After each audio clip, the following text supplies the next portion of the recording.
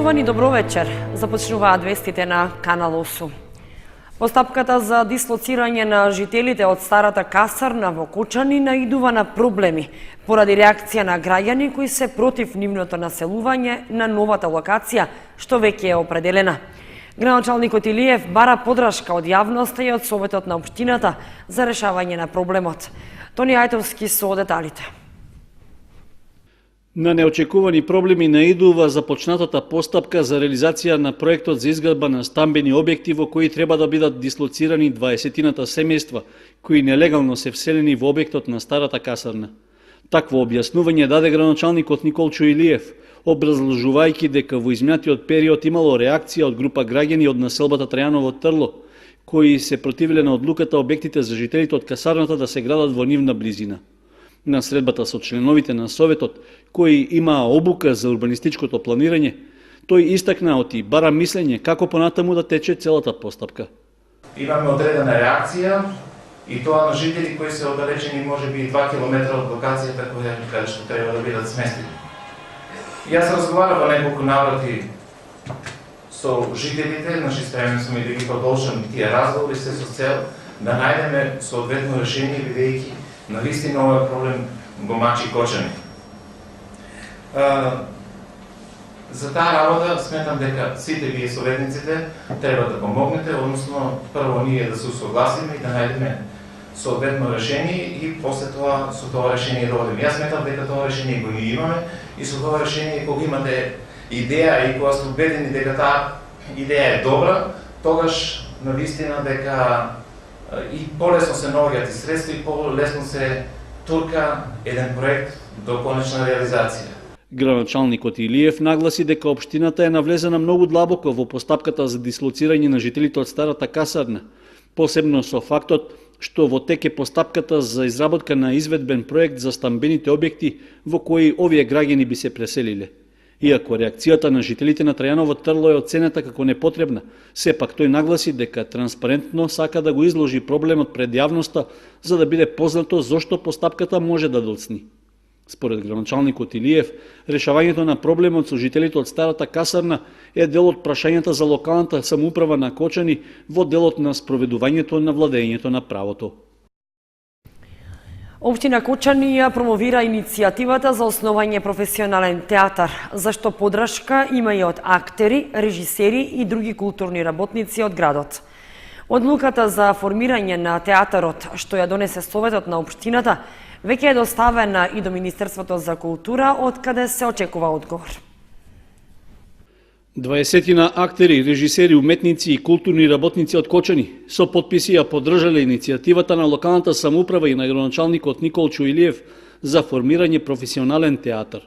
Советот на општина Кочани веќе усвои и одлука што е доставена до Министерството за култура, кое во наредниот период ќе ги анализира материјалните, програмските и финансиските потреби и услови за основање ваква културна институција. Потребата од професионален театар во Кочани се оправдува со оглед на фактот што веќе има поголем број дипломирани актери, режисери и други стручни лица кои се афирмирани и ангажирани во други театри или пак бараат работа. Истовремено, оформувањето на институцијата ќе значи возобновување на некогашниот народен театар во Кочани, како и продолжување на традицијата на драмскиот аматерски фестивал на Македонија, што со децении се одржува кај нас. Во знак на поддршка на иницијативата, актерите и културните работници кои низ годините работеле на сцената во Центарот за култура Бели Мугли, како ентузијасти велат дека подготвуваат и премиерна представа, што би го означила почетокот на работењето на новиот театар. Инаку, Народниот театар, како професионална институција во Кочани, работел во периодот од 1951 до 1959 година, а бил раководен од еден од најпознатите културни дејци во општината Борис Стојчев.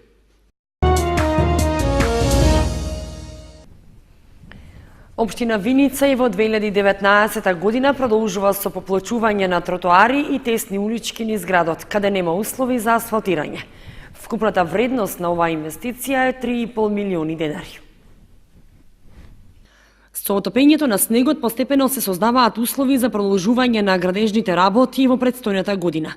Градоначалникот на Виница Ивица Димитров ги привршува планираните активности од претходната година, со кои беше зацртано поставување на бехатон плочки на површина од 5450 метри квадратни.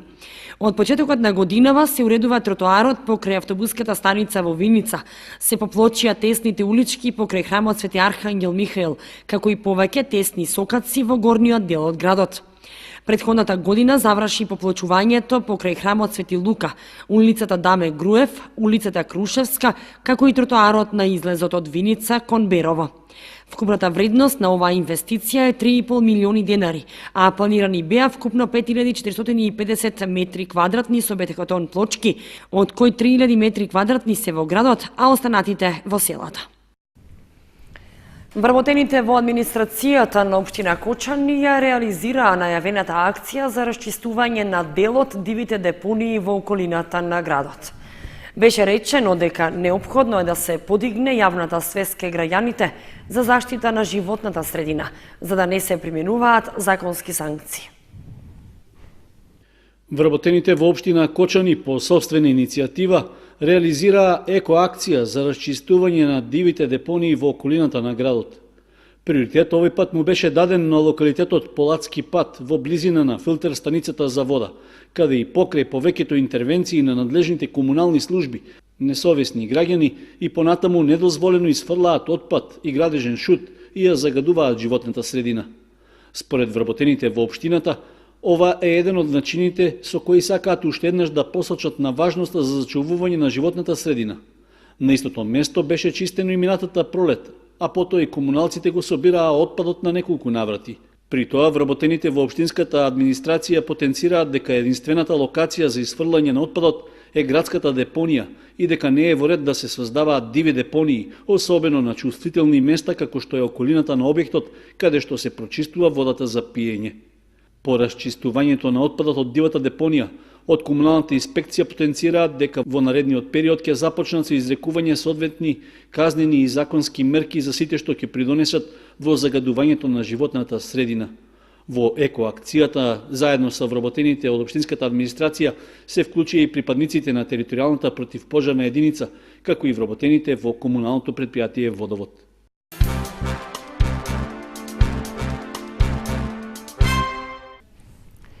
Променливото време го наполни детското оделение во Кочанската општа болница. Пред само 2 недели беше речиси празно. Деновиве сите кревети се пополнити со болни деца. Претежно станува збор за искомплицирани вирози кои поминале во бронхопневмонии и воспаленија. Хоспитализираните се на возраст од 0 до 4 години. Пред само 2 недели немаше голем број деца болни од настинки и вирози. За кратко време, со променливоста на температурите, детското оделение во Кочанската општа болница се наполни со деца со горни и долни респираторни заболувања, настинки, вирози, со клиничка слика на висока температура, повраќање, малаксаност. Станува збор за деца со искомплицирани вирози кои преминуваат во бронхопневмонии, за кои понатаму е неопходно болничко лекување, информираат лекарите педиатри на детското оделение. Тие додаваат дека честите промени на времето и ниските температури ги наполнија амбулантите и дека претежно се работи за вирози кои лесно поминуваат во бронхити, кои децата заради намалениот имунитет тешко ги поднесуваат. Што се однесува за малите сипаници, од оделението информираат дека нема заболени деца од морбили. Инаку, велат педиатрите од детско, оделението е преполно и поради тоа полесните вирози не ги задржуваат, туку ги праќаат на домашно лекување. Оние кои се задржани на оделение претежно ги лекуваат во Кочанската болница, а само еден случај на посериозна клиничка слика е препратен во Скопје. Сите други случаи се лекуваат тука со инфузии иако е потребно антибиотици. Во однос на возраста, лекарите истакнаа дека на оделението претежно се деца на возраст од 0 до 4 години. Лекарите советуваат дека покрај редовното земање на витамини, доколку граѓаните се во можност да се избегне градската средина и да се прочистат белите дробови, да се избегнува близо контакт со луѓе кои се болни и имаат настинка, односно кашлаат, киваат, имаат покачена телесна температура. Добро е, велат лекарите, почесто да се мијат рацете со вода и сапун или со дезинфекционо средство, да се загреваат просториите за престој и често да се проветруваат, да се пијат топли напивки како што се чаеви и супи, овошни, цедени сокови, свежи продукти богати со витамини и минерали. Најдобро е овошје и зеленчук кои му се неопходни на организмот. Во овие зимски месеци да се практикува здрав начин на живот и здрави навики, вклучително добар сон и одмор, но и одржување на физичката и психичката активност.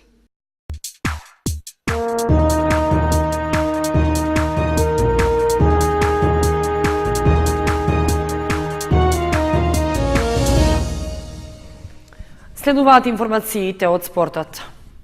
Викендов во Ризари се одржа четвртиот турнир во футсал во рамки на одбележувањето на Свети Атанаси, празникот на населбата.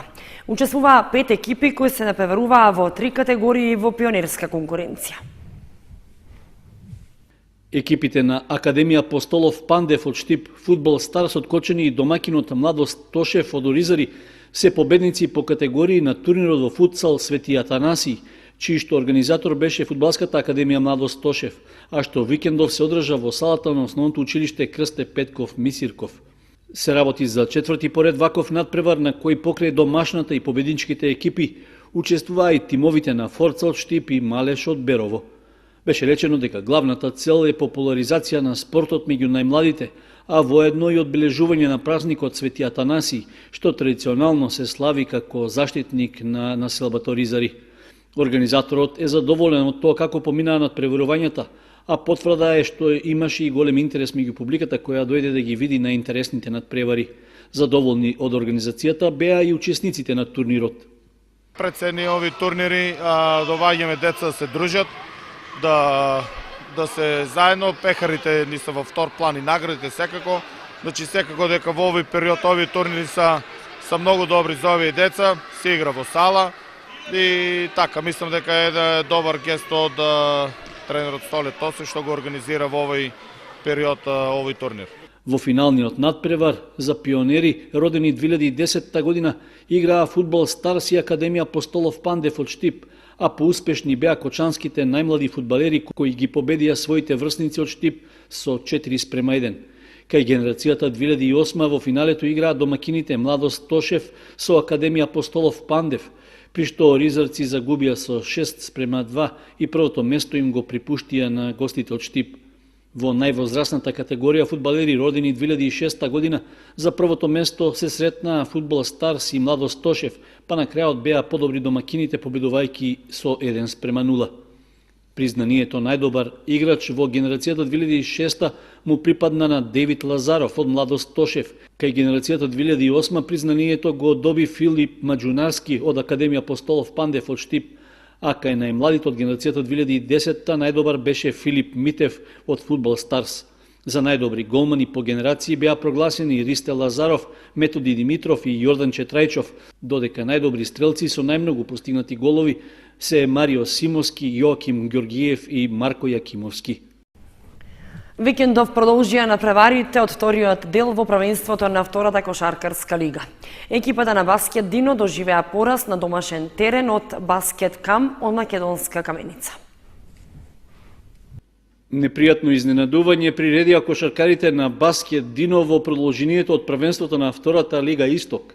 На домашен терен во саботата во рамки на 12-тото коло тие загубија со 84:71 од тимот на Баскет Кам од Македонска Каменица. Победата на гостите практично во ниту еден момент не доаѓаше во прашање, со оглед што освен на почетокот кога домакините покажаа посилен отпор, каменичани во текот на целиот надпревар беа во водство од по десетина и повеќе поени предност. За намалување и облажување на поразот на домашните не помогнаа ниту честите измени на играчите што ги правеше тренерот Сашо Лазаров, па губењето на бодовите на крајот беше и објективен исход. Во моментот Баскет Дино и Баскет Кам се изедначени и имаат по 13 бода. Се наоѓаат на 7-то, односно 8-то место на табелата. Во следното коло, кошаркарите од Кочани ќе гостуваат во Скопје на средба со третопласираната екипа на Карпош Соколи.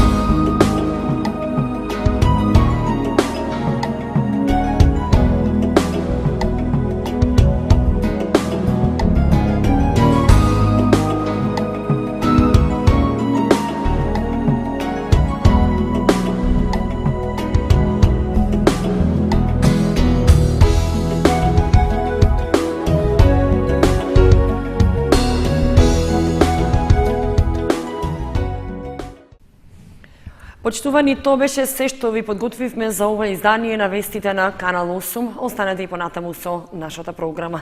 Довидување.